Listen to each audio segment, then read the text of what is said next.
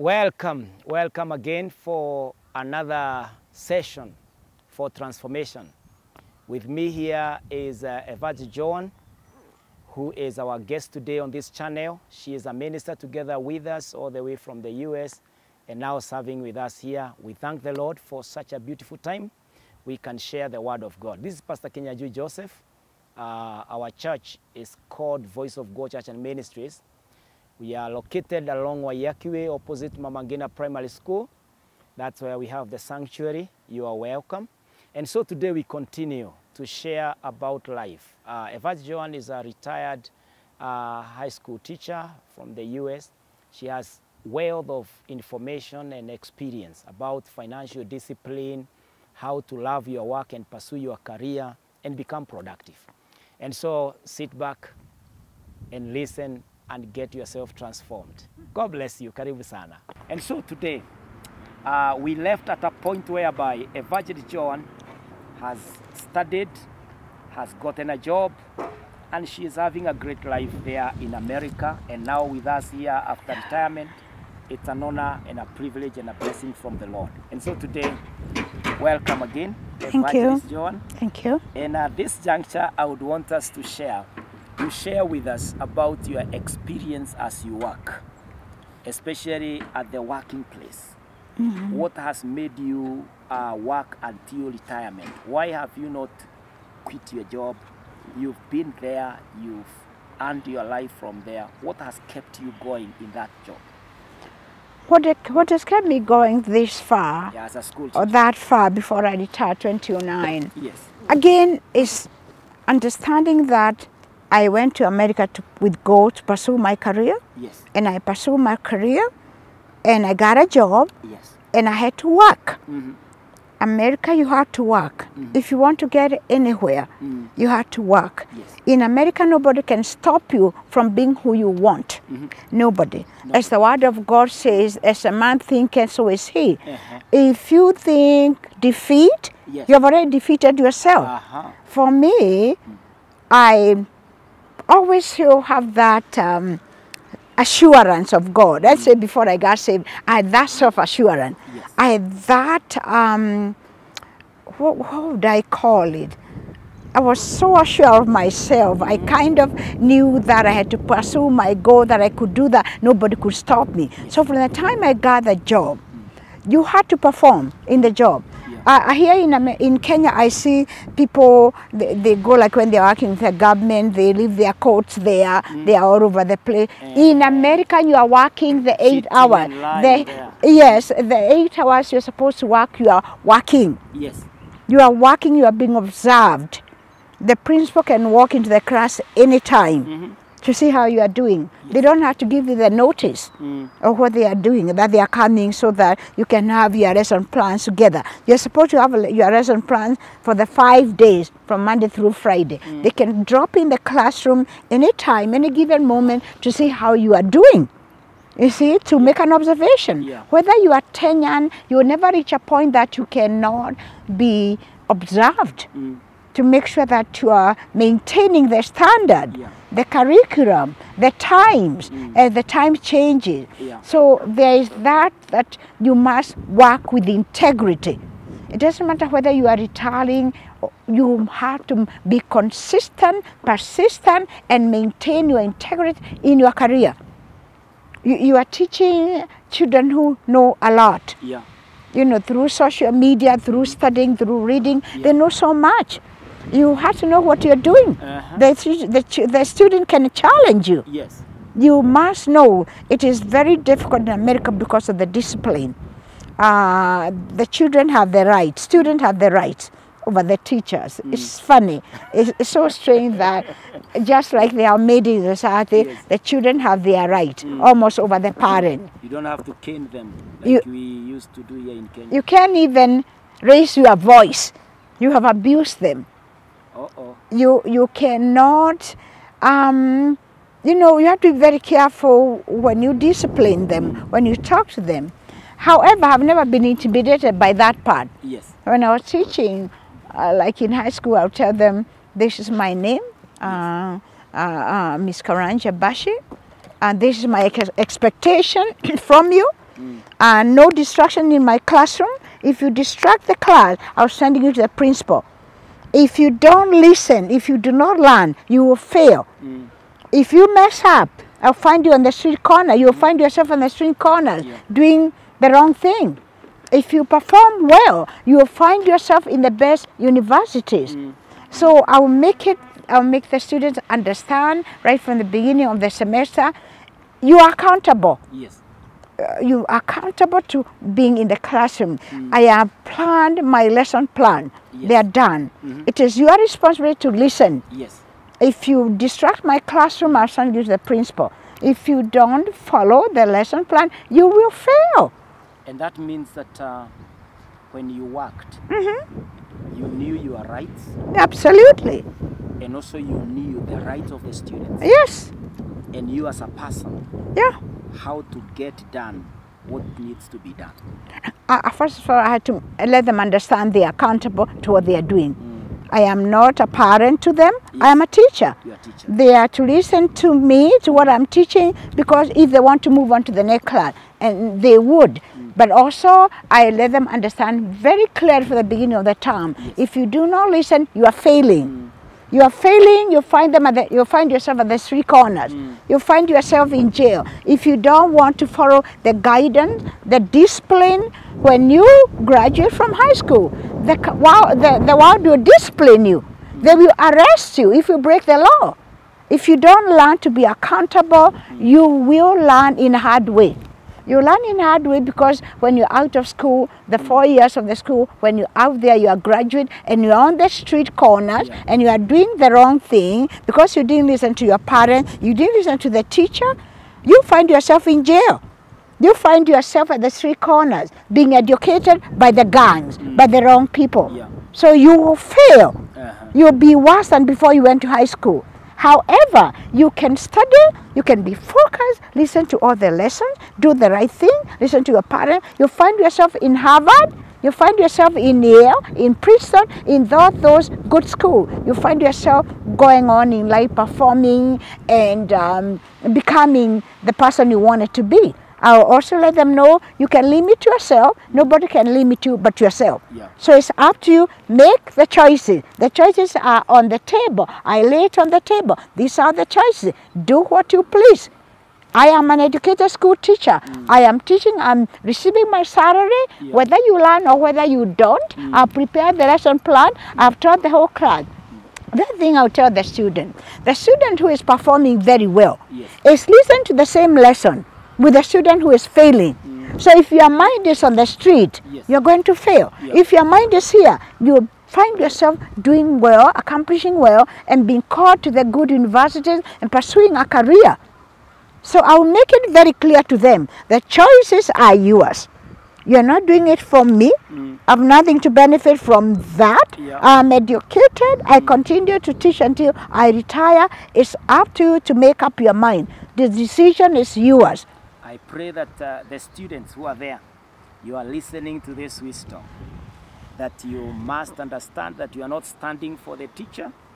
Your excellence or your failure has nothing to do with your teacher.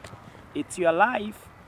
Now, switching gears, did you ever come into conflict with the authority where you served? Or were you at any given time suspended from work? Or if not, what kept you disciplined all the way to retirement time? Again, going back to my parents, I saw my father teaching. He developed diabetes when we were born. I saw my father keeping his job, his integrity and dignity of working through the sickness of diabetes until he could not. In fact, I'm the last one he educated in our family. We are 9 of us. My older sister, the one who passed last year, is the one who educated my other 4 siblings in high school in Othero. I remember she took that burden to help my dad, and she educated my 2 brothers and my 2 sisters in Othero High School. Of course, I was the last one to be educated, my dad. So again, I looked back to see how my dad kept the integrity, the discipline, working hard, until that time he could not do it anymore. So that is what kept me. At the same time, I would have never allowed myself to be in a place of being suspended in my job, or being cancelled, or being given a warning. In fact, I was doing the best. I'll never forget my one of the principals. His name was Alicia. He used to tell me, "Miss Karanja, you encourage me so much." And I never asked him, "What do you mean?" Later on, before I retired, he explained to me that all the students who are very difficult, who the other teachers could not deal with, he would put them in my classroom because he knew the minute they were in my classroom, they were going to change. They were going to change their behavior. So until that time I was retiring, he explained to me what he meant by every time he told me that I encourage him all the time, because all the other teachers would argue of a problem with some student who were really difficult in their behavior, who needed the discipline. He told me, you know, every time that any teacher didn't want it, I brought them to a classroom and they changed radically. Because I would tell them, I am not your mom. I am here to teach you. You are not going to intimidate me. I'm not going to go home stressed. I'm not one of the teachers who go home stressed. You will take the stress home. You will listen to me or not. If you don't, you can have a problem. So from the time they will come to my class, they will know that this teacher is not going to pet me. I'm not going to be petting them. I am telling them the truth. You are here to listen to me, or you will not learn, and you will fail. And I'm not going to put up with any kind of nonsense. If you distract my classroom, you are the principal. So they knew I'm not one of those teachers who are going to be taking stress medicine because of them. Absolutely not. I made it very clear. I enjoyed my job. Again, remember I told my dad when I was 5, that was going to be. So it was a calling in me. Just like now I'm called to serve the Lord. It was a calling. It was no sweat. I was educated. I knew what I was doing. I had the confidence. I was a good teacher. And I would never have allowed myself to reach a point to be suspended or to be cancelled or to be disciplined. A grown woman, an educated teacher, to be disciplined, I would never, even though there are so many I can count who I knew went through the discipline, went through suspension as teachers. Some of them lost their license. Some went into Dairy King. Some would not even prepare for work. Ignorant, thinking you can get away with it. Where is your integrity? You are being paid. How do you think you can get away with a job? You are supposed to be teaching and making a difference. And the teachers, the student, by the end of the year, you'll be able to see whether really that teacher was teaching, because you'll see the progress of the student. Every year, every term. So I loved my job. To me, I loved my job. I remember, I'll never forget when I was retiring, my principal told me, you know, Miss Karanja, you will never be replaced. And I said, I know. I know that. He told me I'll never be replaced because he enjoyed working with me. Because when he had any issue with any student that the teachers could not handle, he would bring them in my classroom and they would shape up. They didn't have a choice. I was not going to tolerate any nonsense, any distraction, any insult. I remember one student in my classroom. I walked to her desk. I was trying to show her something. And she kind of lifted a pencil as if she was going to hit me. I asked the student to pay attention. I said, now take the pencil, hit me if you want. I said, I will not touch you because I'm not a stupid teacher. I will not lose my license because of you. But if you touch me, this day you'll be in delinquent jail.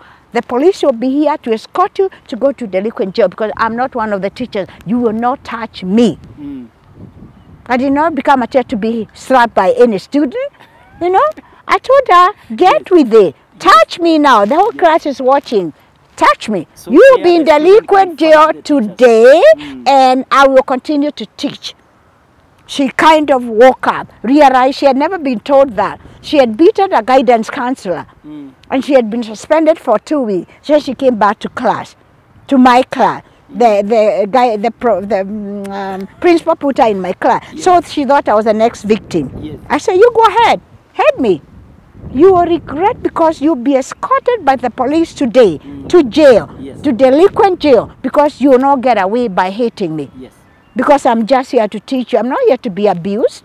You know, so you have to be a very strong. You have to be very strong. These students will intimidate you, Yeah. and teachers don't seem to have much right. All the rights are for the student, which is very unfortunate, Yeah. because they mess up big time. They're not learning. Yes. They're exercising their right by not listening to what they are being taught, Yes. and it's very unfortunate. But I've seen a lot of young people who have gone on further with their education and done very well because they listen. Now, you loved your job. The way you are talking, you are even so passionate. You are talking like you are still a teacher. I think once a teacher, always a teacher. Always. Don't forget, my name is Duta, means teacher. I'm still teaching. I will always be teaching now the word of God and a lot of other disciplines. Yes. You've gathered a Praise lot the of Lord. time. And now the other question is, as you worked, you are working to earn your life so that you can have a happy life the way after retiring. You are enjoying your life, you are able to travel the world, Yes. and you're able to do your best that you feel called to do. Now, could you hint to us a bit of your discipline when it comes to money matters, finances? What has kept you provided for even after retirement? Yes. How do you manage your finances? Well, again, back to my dad. Yeah. I watch how he manages finances. Yes. Back then, the teachers were not being paid much of anything. Yes. But my dad, miraculously, was such an amazing man when it comes to financial management, that with that small salary of teachers, Yes. he was able to buy a big farm. Where I grew up in the water, near Church of the Torch, my father had 5 acres of land. And then before I went to US, a few years before I went to US, he had bought another farm in Odiri of 40 acres. Again, this is all the small amount of money they used to be paid as school teachers. So I learned so much about financial management. As young as I was, I took a lot of notes from my dad. And my mom, who would sell the milk and writing all the notes about, you know, my mother was amazing in her sale. She was so brilliant. She would sell the milk and write all the small notes, how much money she made, so forth and so on. So she was able to stretch her money to do so much. So when I started working, I was so disciplined. First of all, even before my teacher's license came out, I took 2 jobs. I took 3 jobs. And I worked so hard. I made so much money because I was even working on weekend. I didn't have time to go out. Within the course of like a year, I had made so much money. By the time I started teaching, I had made a lot of money. So from that time I started teaching, I learned how to save money. I learned how to put money aside.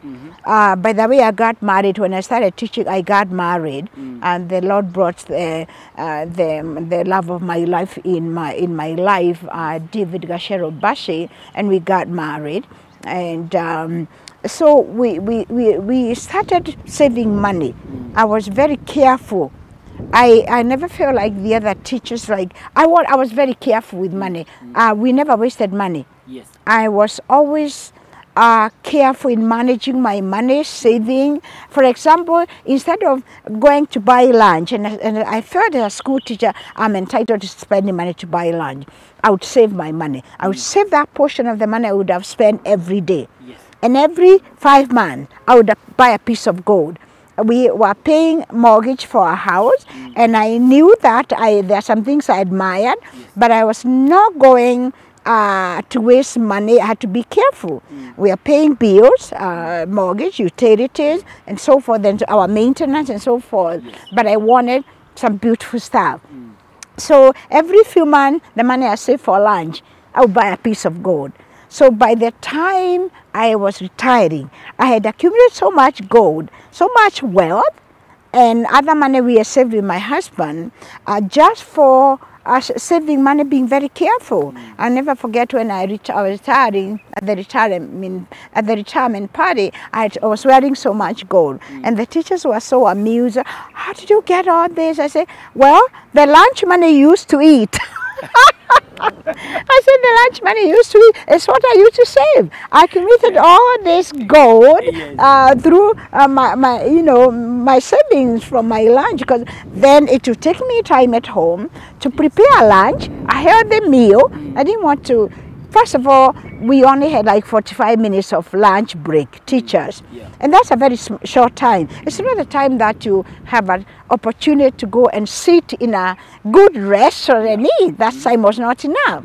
So your choice, your choice was to buy fast food.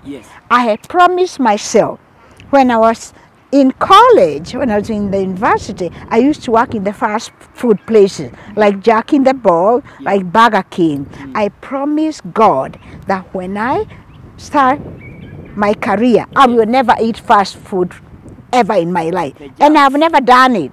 The chips.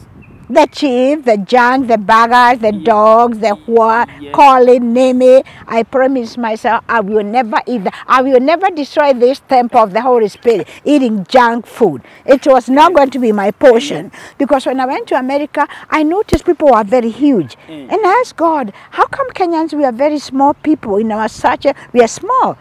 But then I noticed, while I'm working at night, 11-7, my colleagues are there eating the junk food we were cooking there. While we had food in the university, we had 3 meals free of charge because I had a scholarship. But they have eaten there, and now they're coming to eat junk. So I realized it's not they're created by God to be huge people. It's the junk food and overeating and making all the wrong choices.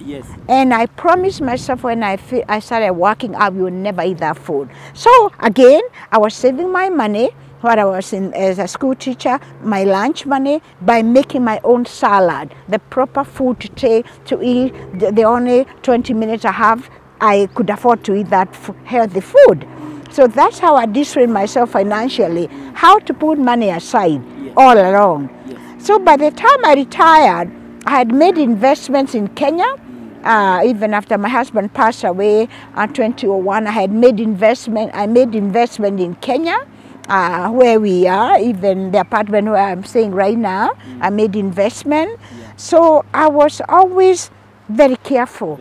You know, while people, who are teachers, they would come, cause someone to clean their house. To me, I thought that was a form of exercise. And actually today, I enjoy taking care of my home. Even when I'm here in Kenya, even now, the house girl only came twice. I've been here for 6 weeks. She only came twice to iron my clothes. As far as cleaning my house, I don't want them to clean. They cannot do it at my standard, my level, the way I want to do it. You can do it when I'm not here. This is why you are so healthy. Because one, you gained twice. That your money will not go to the useless junk food. And also your body. My body, the temple of the Holy Spirit. I will not be held hostage, bondage of food. It's called bondage of food. We are even confusing your age. Nobody will ever know. Some of us are very old. We are very old. We are above our years. I love my age. It's like we are aged in advance. For me, God has always renewed my youth as an eagle, preserving my health for His glory. But I have to do the right thing. Don't fool yourself. You cannot claim that scripture if you're eating junk food. How is He going to renew your youth as an eagle if you're eating junk food? That's not going to happen miraculously. I think we need a session to tell us what to eat, what not to eat. But Kenyans know, they don't want to do the right thing. They know it. They know they are the best pumpkin, they are the best doma, they are the best avocados, best mangoes all year round. Even now when there's no rain, they don't want to eat. They want nyama choma, they want chapati, they want rice, they want all those food, they want chicken all the time. The broilers, which are poison to your body. So God bless you so much. And I pray that we can acquire that kind of discipline. You can. God has given us discipline. In the book of Galatians, He has given us discipline You choose to apply it or you refuse. Yeah. You make choices every day. You wake up, you make a choice. What am I going to eat? A junk food or the right food? Yeah. It takes the same amount of time to prepare your food. That's why I always say I can't have a house girl in my house to cook for me. That's never going to happen. I'll have to be 100 years for them to cook for me, and even then I'll be standing in the kitchen, Yes. watching if they're washing their hands. Yes. You know, my husband used to say we should retire here, but he used to say we will never allow a house girl to cook for us. Imagine, because we enjoy cooking is an art. Enjoy exploring in cooking. Doma is no recipe, boil doma. Don't karanga them. Don't fry doma. Yes. Just boil them. Boil githeri, put a little bit of salt. The original githeri, the way I enjoy it, so even this morning, is with salt. You throw it like that, you put salt, you eat. Eat avocado, avocado is like eating fish. Yeah. Eh? My guest here has a lot of wisdom. And so join us in the next session. Don't go away from Pastor Kinyanjui Joseph channel. A lot of content. God bless you. See you another time. Bye. Bye.